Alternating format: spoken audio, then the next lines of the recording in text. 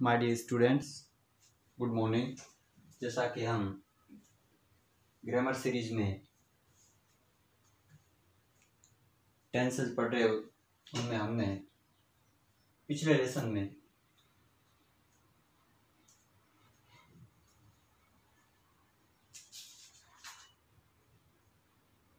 Simple future tense को learn किया, उसकी एक्सरसाइज सॉल्व की। अब हम फ्यूचर कंटिन्यूस टेंस के बेसिक कॉन्सेप्ट को देखते हैं। फ्यूचर कंटिन्यूस टेंसेस में हिंदी वाक्यों की पहचान के रूप में बात करें तो ऐसे वाक्य जिनके अंत में रहे होंगे वाक्यांश के अंत में आता है, वे कल इस समय टीवी देख रहे होंगे, वे अपना गृह कार्य कर रहे होंगे, ऐसे वाक्यांश फ्यूचर कंटिन्यूस टेंस की पहचान होती है। अब हम इस टेंस में विभिन्न प्रकार के वाक्यों को किस प्रकार बनाते हैं उसको हम समझते हैं। जैसा कि रिटन सेंटेंस है, what will you be doing this afternoon, या हेल्पिंग वर्ब के रूप में इस टेंस में विल बी का प्रयोग है और वर्बिंग यूज हो रही है। सेकंड वाले सेंटेंस में आई शैल बी और वर्बिंग यूज हो रही है, अर्थात इसकी जो हेल्पिंग वर्ब इस टेंस की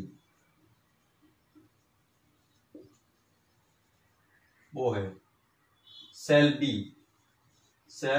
B and will be, shall be and will be. I और वी के साथ, आई एंड वी के साथ शैल बी का प्रयोग होता है। आई और वी के साथ शैल बी, और आई और वी के अलावा अन्य जो भी सब्जेक्ट्स होते हैं उनके साथ विल बी का प्रयोग होता है, विल बी का प्रयोग होता है। और आवश्यक रूप से वर्ब की फर्स्ट फॉर्म के साथ आईएनजी प्रयुक्त होती है, जैसा कि सभी सेंटेंसेस में यूज हो रहा है। थर्ड सेंटेंस में when I get home my children will be watching TV. सभी सेंटेंसेस में जो फ्यूचर कंटिन्यूस टेंस के जो वाक्य होते हैं उनमें हम आवश्यक रूप से हेल्पिंग वर्ब के रूप में शैल बी और विल बी का प्रयोग करते हैं। आई और वी के साथ शैल बी, अन्य सभी के साथ विल बी, और वर्ब की फर्स्ट फॉर्म के साथ आईएनजी का प्रयोग करते हैं। अब कुछ इसकी कॉन्सेप्ट है कि इस टेंस को कौन से सेंटेंस को डिस्क्राइब करने के लिए यूज किया जाता है। तो ऐसे सेंटेंसेस जहाँ ये यूज होता है उसमें ग्रामर की टर्म में सेंटेंस के माध्यम से हम समझे तो this tense is used to describe a future activity और state that will begin before and continue after a point or period of future time.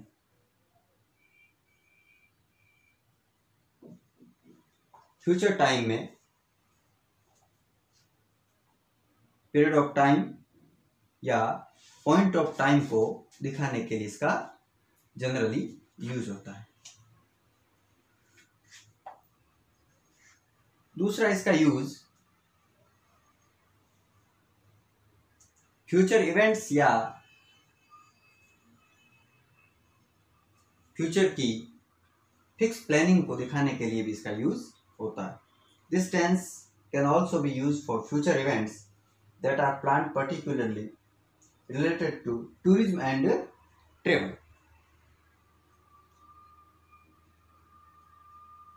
Tourism and travel की जो फ्यूचर इवेंट्स वगैरह इनको शो करने के लिए फ्यूचर कंटिन्यूस टेंस का प्रयोग होता है।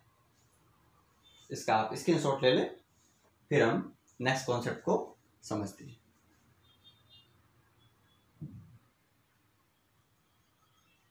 इसके अलावा इस टेंस का use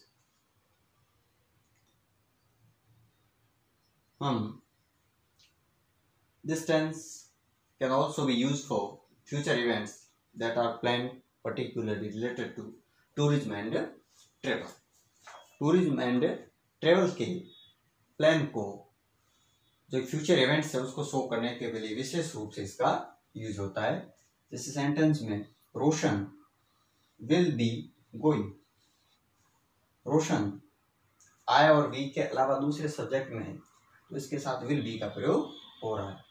Roshan will be going to, यहाँ वर्बिंग यूज हो रही है, वर्ब की first form plus ING use हो रहा है। Roshan will be going to China next week. Future की एक ऐसी प्लान्ड फ्यूचर इवेंट्स को यहाँ शो किया जा रहा है। मेनली हमें ये बात ध्यान में रखनी है कि हेल्पिंग वर्ब के रूप में फ्यूचर कंटिन्यूस टेंस में शैल बी या विल बी में से प्रयोग होता है।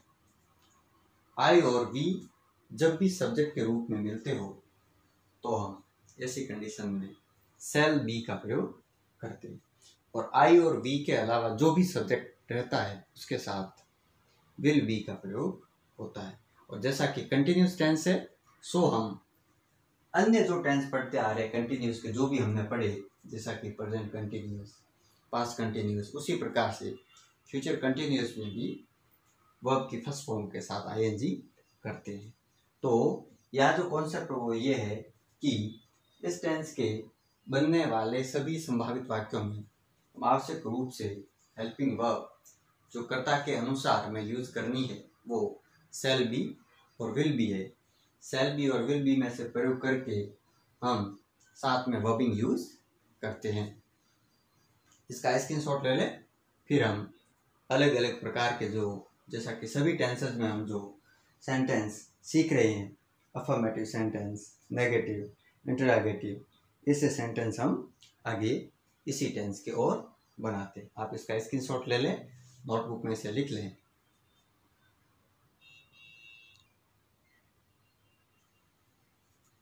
फ्यूचर कंटिन्यूस टेंस में भी हम अफर्मेटिव या पॉजिटिव सेंटेंस से जब शुरुआत करते हैं तो इसका जो पैटर्न है सेंटेंस का वो बनाने का इस प्रकार से रहता है। सबसे पहले हम सब्जेक्ट को कंसीडर करते हैं, डू, काम करने वाला, कर्ता सबसे पहले अफर्मेटिव में आता है, तो सबसे पहले हम सब्जेक्ट लिखेंगे। इसके बाद में इसकी हेल्पिंग वर्ब को या ऑक्सिलरी को जो शैल बी या विल बी है वो कर्ता के अनुसार यूज होगी। तो इनमें से जैसा कर्ता रहेगा वैसे हेल्पिंग वर्ब हम यूज कर लेंगे। कर्ता के रूप में अगर आई और वी आ रहा है तो हम शैल बी यूज कर लेंगे, आई और वी के अलावा है तो विल बी यूज कर लेंगे। इसके बाद में इसके साथ वर्ब की फर्स्ट फॉर्म और आईएनजी आएगी और अंत में ऑब्जेक्ट आएगा। अब हमने पढ़ा कि हिंदी वाक्य के अंत में जैसा कि रहा होगा, रहा होगा, रहे होंगे इत्यादि जो इसकी पहचान होती है, उसी प्रकार से हमने सेंटेंस जो बोर्ड पे लिखा है, मैं अपना पाठ याद कर रहा हूँगा, तो ये फ्यूचर के कंटिन्यूस एक्शन को दिखा रहे हैं, स्टेट को दिखा रहे हैं। तो इसको जब हम सेंटेंस के रूप में बनाएंगे तो यहाँ सब्जेक्ट आई सबसे पहले हम लिखेंगे। और हमने वैसे कॉन्सेप्ट में पढ़ा कि आई यूज हो रहा है तो आई के साथ हम हेल्पिंग वर्ब के रूप में आई और वी जब भी आते हैं तो शैल बी, आई और वी के साथ शैल बी, तो यहाँ आ जाएगा I shall B, I shall B. फिर याद करना कि जो याद करना, सीखना के लिए जनरली हम लर्न वर्ब से सेंटेंस बनाते हैं, कई बार मेमोराइज से भी बनाते हैं, लेकिन मेमोराइज जनरली कंटिन्यूस सेंस में कम लिखते हैं, कम इसका यूज करते हैं, तो हम इसे लर्न से बनाते हैं। लर्न थोड़ा प्रेफर करता है। आई शैल बी लर्न से बनेगा learning, I shall be learning my lesson. I shall be learning my lesson. इस प्रकार से ये सेंटेंस बन जाएगा। आई के साथ हमने शैल बी का प्रयोग किया है और इसके साथ में वर्ब की फर्स्ट फॉर्म जो लर्न है उसके साथ में आईएनजी आ रहा, तो सेंटेंस बन जाएगा I shall be learning my lesson. Next जो हमारा सेंटेंस है वो है वह पत्र लिख रही होगी। तो यहाँ हम सब्जेक्ट के रूप में प्रोनाउन सी का प्रयोग करेंगे। सी, आई और बी आता है, शैल बी, अन्य जो भी सब्जेक्ट रहेगा विल बी। तो यहाँ सी के साथ विल बी का प्रयोग होगा। She will be, she will be. अब हम मुख्य क्रिया को लाते हैं, जो लिखना वर्ब है, तो राइट के साथ आईएनजी हो जाएगा और हो जाएगा writing. She will be writing a letter. She will be writing a letter से सेंटेंस हमारा बन जाएगा। अफर्मेटिव जब बनेगा तो सब्जेक्ट के साथ हम हेल्पिंग वर्ब में से शैल बी या विल बी में से यूज करते हैं और सी के साथ विल बी यूज होगी।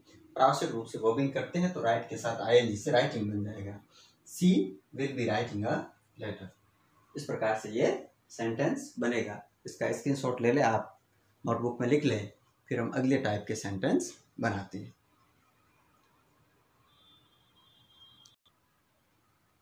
अगले प्रकार के जो हम सेंटेंस पढ़ रहे हैं वो नेगेटिव सेंटेंस। और नेगेटिव सेंटेंस बनाने में या जो हम हेल्पिंग वर्ब विल बी और शैल बी जो कंसीडर कर रहे हैं, ये टुकड़े में बट के नॉट का प्रयोग विल नॉट बी या शैल नॉट बी इस स्ट्रक्चर में होता है। तो सेंटेंस में बाकी सत्य वही रहती है, हेल्पिंग वर्ब सब्जेक्ट के अकॉर्डिंग आ जाएगी और शैल या विल के बाद में नॉट का प्रयोग करके इसके बाद भी लिख देते हैं और इसके बाद में वर्बिंग आती है और ऑब्जेक्ट आ जाता है। हम सेंटेंस के थ्रू इसको समझते हैं। हम एक गेंद नहीं फेंक रहे होंगे में वी सब्जेक्ट का हम यूज करेंगे और आई और वी के साथ हम शैल बी कंसीडर कर रहे हैं, तो वी के साथ शैल बी होगी। पर नेगेटिव सेंटेंस है तो केवल हम शैल का प्रयोग करके इसके जस्ट बाद नॉट का यूज कर देंगे। We shall not be, we shall not be. इसके बाद में वर्बिंग कर लेंगे और वर्ब यहाँ थ्रो है तो थ्रो से थ्रोइंग बन जाएगा। THROWING, throwing a ball. We shall not be throwing a ball से सेंटेंस बन जाएगा। तो यहाँ हम जो विशेष रूप से जो ध्यान रखने योग्य बात यह है कि विल बी या शैल बी जो होती है वो टुकड़े में बढ़ जाती है और विल और शैल के जस्ट बाद हम नॉट को लिखकर सेंटेंस बनाते हैं, ये ध्यान रखना होता है। तो इसी प्रकार से सेंटेंस बना है, we shall not be throwing a ball. अब नेक्स्ट सेंटेंस और बनाते हैं, वह एक कप चाय नहीं ला रही होगी। तो सी और आई और वी के साथ शैल, अन्य के साथ विल, तो सी के साथ विल, सी विल और विल के जस्ट बाद नॉट का प्रयोग, विल के जस्ट बाद नॉट का प्रयोग, तो सी विल नॉट बी, क्योंकि नॉट के बाद क्या आता है, बी आता है। विल और शैल में से हमने विल का उपयोग कर लिया, विल के जस्ट बाद नॉट आ गया और नॉट के बाद में बी आ जाएगा। She will not be, not be की कंडीशन के बाद में वर्ब की फर्स्ट फॉर्म लाओ, उसके साथ आईएनजी लगा दो। लाना, लाना मुख्य या वर्ब है लाना, तो ब्रिंग, ब्रिंग फर्स्ट फॉर्म है, ब्रिंग के साथ आईएनजी कर देंगे, ब्रिंगिंग हो जाएगा। BRING सीधा ING, bringing a cup of tea से हमारा सेंटेंस बन जाएगा। She will not be bringing a cup of tea से नेक्स्ट जो सेंटेंस हम लर्न कर रहे वो है इंटरोगेटिव सेंटेंसेस। इंटरोगेटिव सेंटेंसेस में जैसा कि हमने पढ़ा कि हेल्पिंग वर्ब का प्रयोग सेंटेंसेस में सब्जेक्ट से पहले होता है। तो सब्जेक्ट से पहले होने की कंडीशन में जो इसकी हेल्पिंग वर्ब, जैसा कि हम शैल बी और विल बी जो कंसीडर कर रहे हैं, उनमें से विल या शैल जो पार्ट है इसका प्रयोग सब्जेक्ट से पहले होगा और बी का प्रयोग सब्जेक्ट के बाद में होगा। इसके बाद में वर्बिंग और ऑब्जेक्ट आएगा। अर्थात हमें ये ध्यान रखना है कि शैल बी और विल बी में से शैल या विल का प्रयोग कर्ता के अनुसार सब्जेक्ट से पहले और बी का कर्ता के बाद में प्रयोग होता है। जैसा कि सेंटेंस है, क्या वह अपना पाठ याद कर रहा होगा, इसमें या हम सब्जेक्ट के रूप में ही को कंसीडर कर रहे हैं। तो ही के साथ विल बी का प्रयोग होता है। विल बी में से विल का प्रयोग हम ही से पहले और बी का प्रयोग ही के बाद में कर रहे हैं। तो will he be learning is lesson. Learn जो वर्ब है उसके साथ आईएनजी से लर्निंग बना है, तो सेंटेंस बनेगा will he be learning is lesson. इस प्रकार फ्यूचर कंटिन्यूस टेंस में जो हम विभिन्न प्रकार के सेंटेंस बनाते हैं, जैसा कि सभी टेंसेज में जो सेंटेंस बनते हैं उसी प्रकार से इसी टेंस में भी सेंटेंस हम अफर्मेटिव या पॉजिटिव, नेगेटिव, इंटरोगेटिव ये सारे सेंटेंस बनाते हैं। तो इनमें जो बात हमें ध्यान रखनी होती है वो ये है कि अफर्मेटिव वाले जो सेंटेंस होते हैं उनमें तो हम सब्जेक्ट के जस्ट बाद हेल्पिंग वर्ब का यूज शैल बी या विल बी में से प्रयोग कर लेते हैं। लेकिन जब नेगेटिव सेंटेंस बनाते हैं तो नेगेटिव सेंटेंस में जो हम सब्जेक्ट के बाद विल या शैल और उसके बाद में नॉट का प्रयोग करते हैं और नॉट के बाद में बी आता है। जैसा कि हमने सेंटेंस पहले बनाया था कि we shall not be throwing a ball वाला सेंटेंस बना था, उसमें हम शैल के बाद नॉट लगा रहे थे और नॉट के बाद में बी का यूज हो रहा था। इस प्रकार से सेंटेंस जो नेगेटिव बनेगा उसमें शैल बी या विल बी जो है उसमें से शैल या विल का प्रयोग होकर के उसके बाद में नॉट और नॉट के बाद में बी यूज होता है। तो ऐसे सेंटेंस बनेगा we shall not be throwing a ball. अब जो इंटरोगेटिव सेंटेंस है उसमें हमने देखा कि इंटरोगेटिव सेंटेंस में विल या शैल का प्रयोग सब्जेक्ट से पहले और बी का प्रयोग सब्जेक्ट के बाद में। इस प्रकार से इस टेंस में अन्य कंटिन्यूस की तरह वर्बिंग तो यूज होती है, अर्थात वर्ब की फर्स्ट फॉर्म के साथ हम आईएनजी यूज करते हैं। तो आईएनजी का प्रयोग आवश्यक रूप से होगा और सभी प्रकार के सेंटेंस में हेल्पिंग वर्ब के साथ वर्ब की फर्स्ट फॉर्म और आईएनजी प्रयुक्त होता है।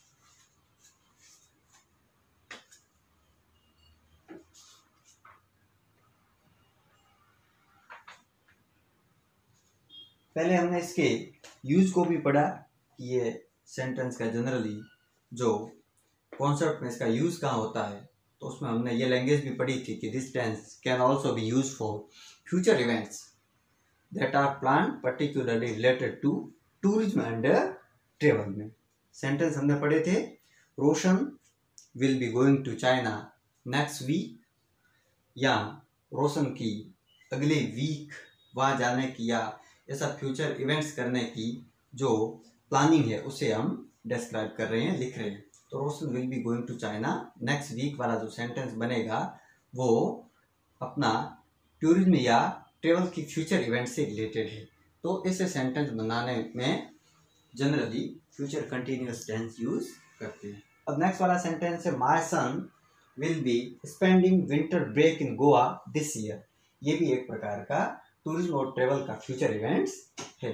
तो मेनली जो हमें इस टेंस के सेंटेंसेस में जो बात ध्यान रखनी होती है वो ये है कि हम हेल्पिंग वर्ब का प्रयोग सभी सेंटेंसेस में करेंगे और साथ में वर्बिंग यूज करेंगे, बट आई और वी के साथ शैल बी और अन्य जो सब्जेक्ट्स है उनके साथ विल बी प्रयोग करके साथ में वर्बिंग यूज करते हैं। इस प्रकार से हमने इस टेंस के बेसिक कॉन्सेप्ट को समझा। ये हमारा लेसन नंबर 20 है। इससे पहले हमने जो टेंस को सीक्वेंस से सारे वीडियोज रिकॉर्ड किए, आप उन्हें अच्छी तरीके से साथ साथ में सीक्वेंस से पढ़ते रहे। और इस लेसन में हमने फ्यूचर कंटिन्यूस के बेसिक कॉन्सेप्ट को और इसके यूज को हमने समझा है, और अलग अलग प्रकार के वाक्य में जो सेंटेंस का पैटर्न रहता है उसे भी हमने लर्न किया है। आशा करता हूँ कि आपको ये सारे सेंटेंसेस, इसके बेसिक कॉन्सेप्ट, यूज अच्छी तरीके से समझ में आए होंगे। अगले हम वीडियो में इसकी एक्सरसाइज को सॉल्व करेंगे। तब तक के लिए थैंक यू।